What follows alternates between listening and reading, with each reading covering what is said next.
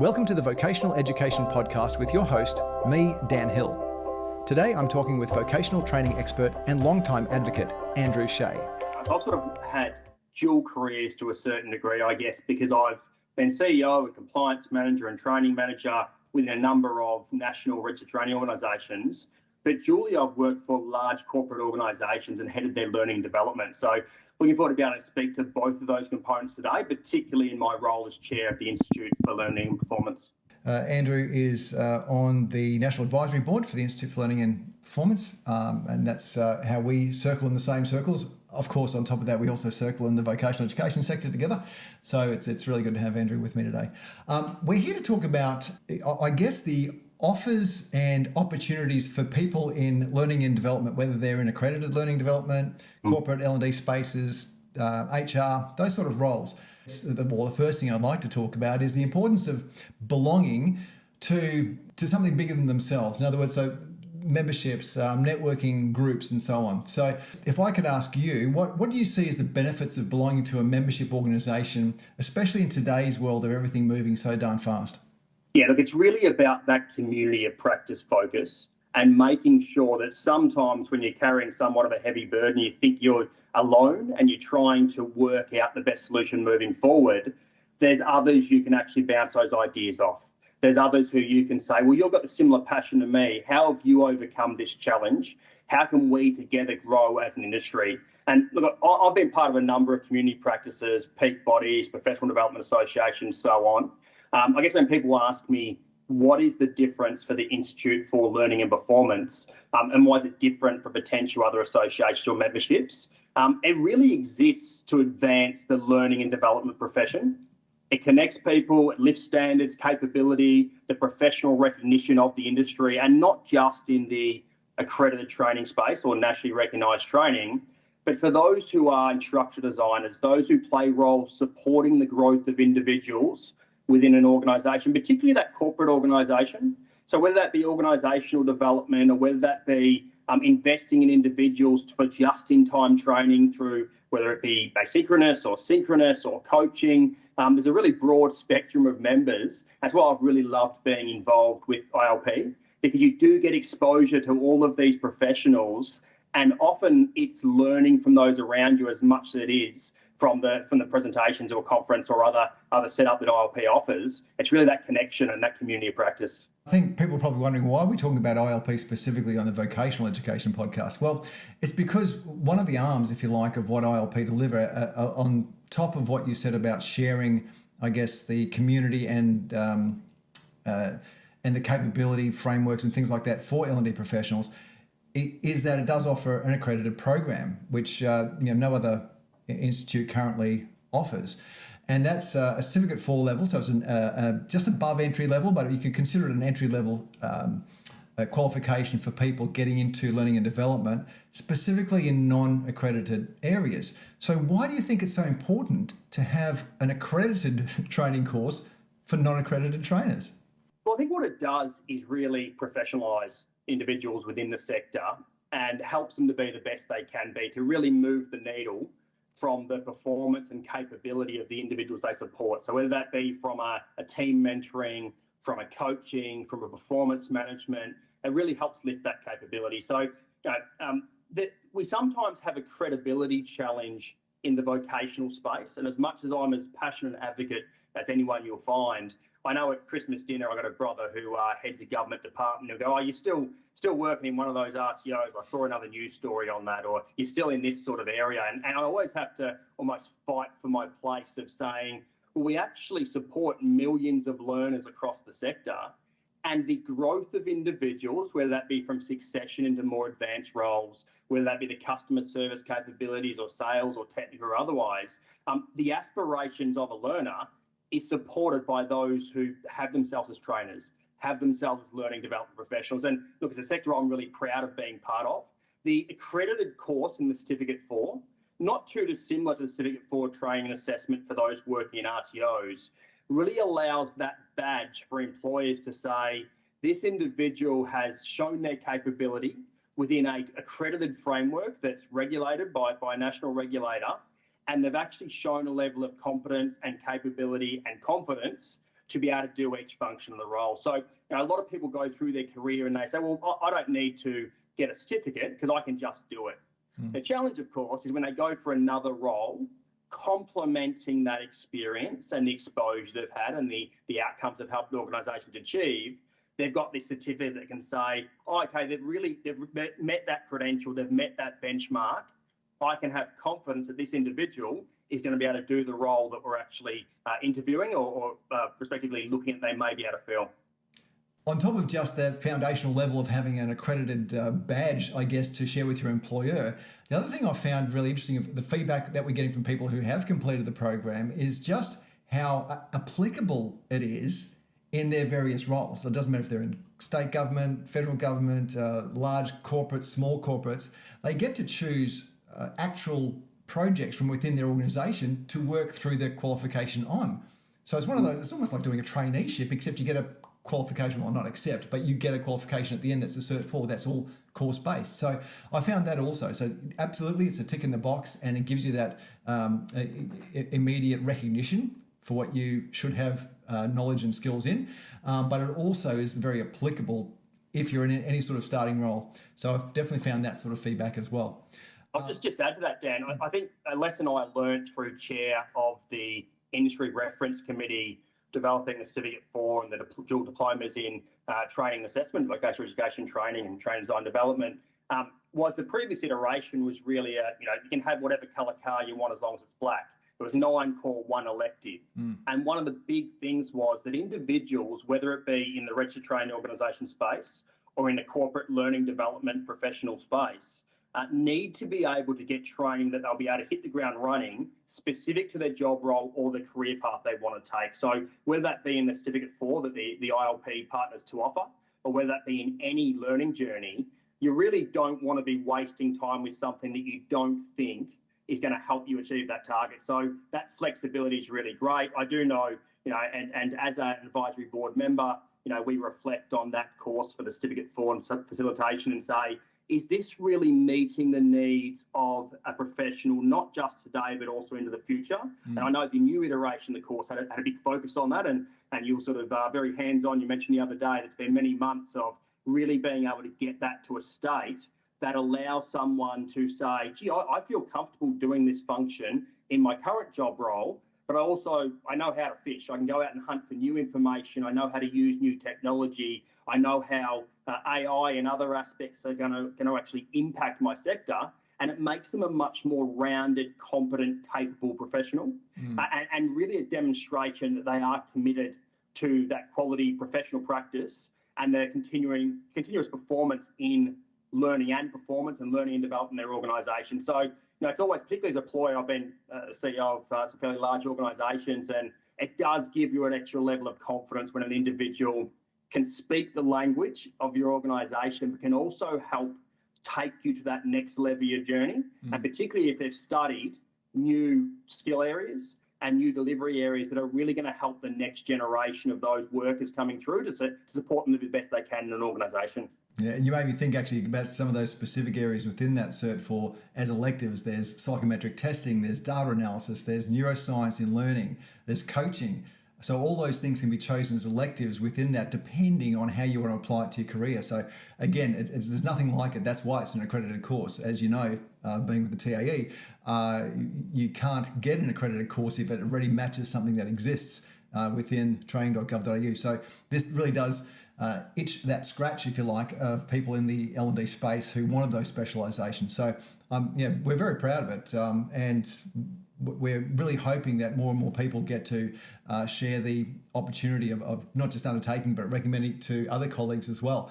And a part of that, which leads me to, I guess, the last couple of questions, is that by doing the Cert 4, you get access immediately to a free membership, a professional membership to ILP, which again gives you even more access to not just the networking events, but all the other free courses and PD that you can do within ILP. So it's a crazy sort of win-win if you do sign up to do the Cert 4.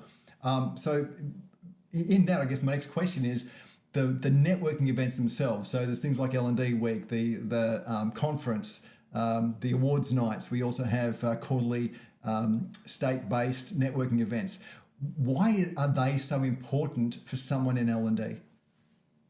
I think people like people who are like them, and you want to find your own community, you want to find your own people. And what I've found from being involved in a number of the ILP events is it's really about that L&D community. It's about the belonging. Learning development can sometimes be a surprisingly isolating profession. The ILP community starts to change that. You sort of become of a national community of professionals, community of practice that have a passion for what they do. And that passion is authentic, and it almost motivates you to be around those kind of individuals. And I reflect on, so I've been CEO and senior executive roles in some large organisations, my own training providers in the past, and I've sort of just pivoted to now move back to managing director of a consulting firm, Skills Advisor, and we're doing some large training package related contracts at the moment. And I was reflecting on the fact that when I'm home in my home office, I really have to do something to get me up and about, because I'm someone who feeds off other people's energy. And I think those in the learning development profession are those who like to actually impact. They like to move the needle for learning and growth of individuals, and being around others who are like-minded and who are passionate and ambitious and generally want to help others as well. And they'll work with people, whether that be for co-delivering or working with clients or helping them coach in their own way. I think it makes all of us better.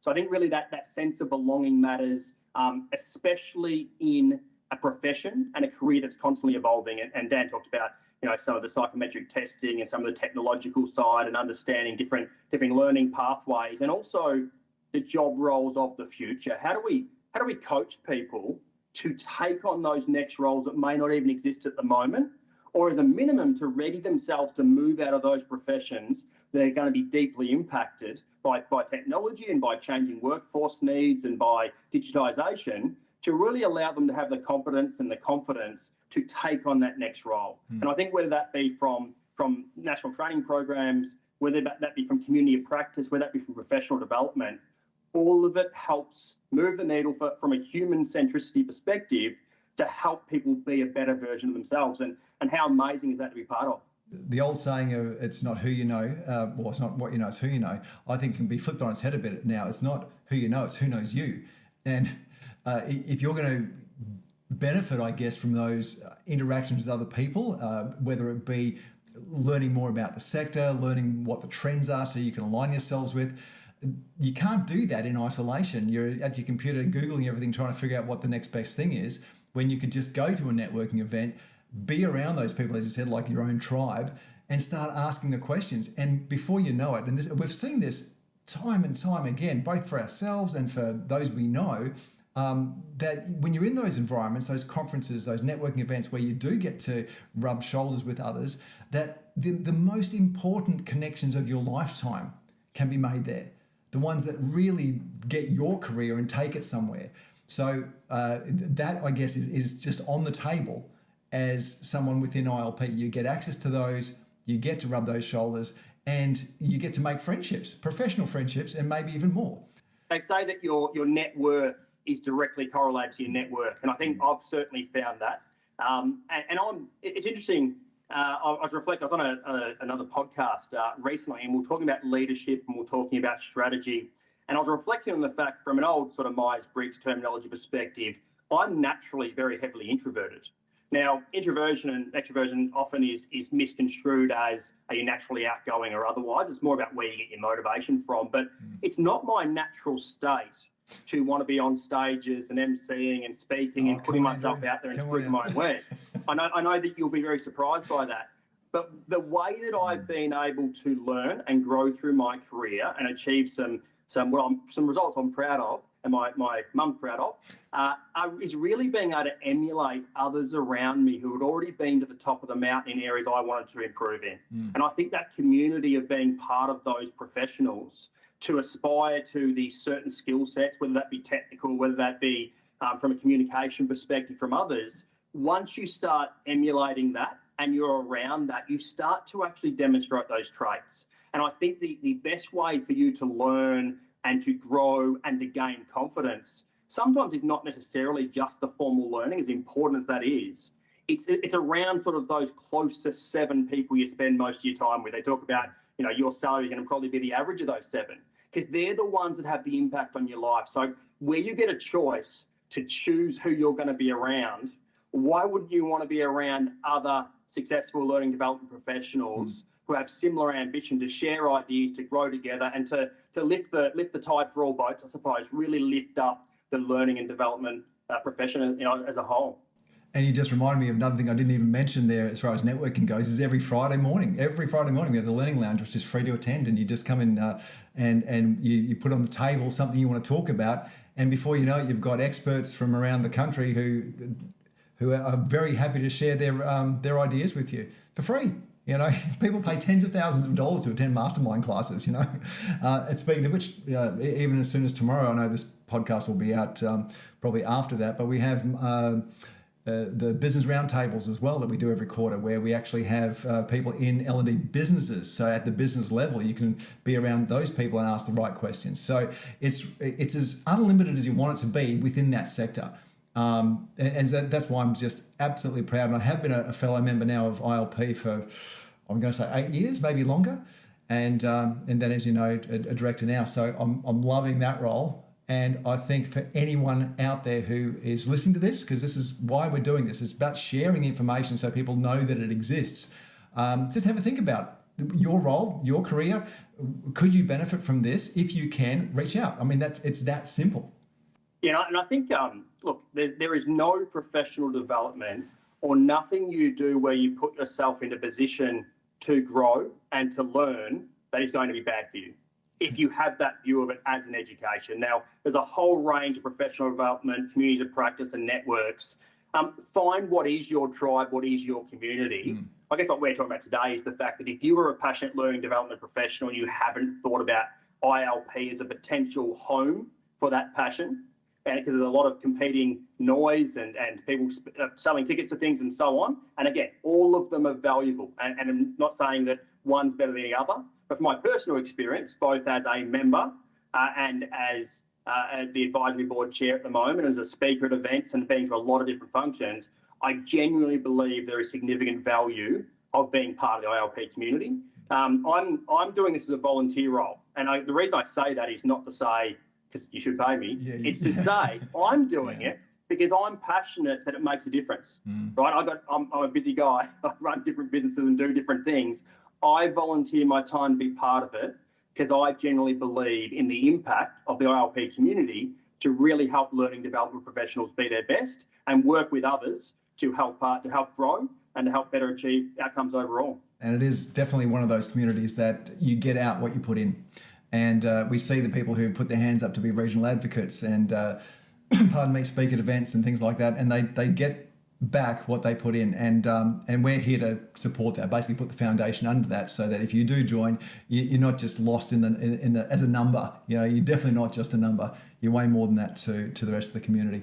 Well, on that note, Andrew, thank you so much for your time. The purpose of this, as I said, was to really just let people know that this exists. It's one of those things, if you don't know, you don't know. So if you are hearing this for the first time and hearing about ILP, and you are in learning and development as a trainer, a manager, a developer, whatever sort of role you might take up within that community, reach out, see how we might be able to help you, how ILP might be able to factor into your career development as well. So thank you again, Andrew.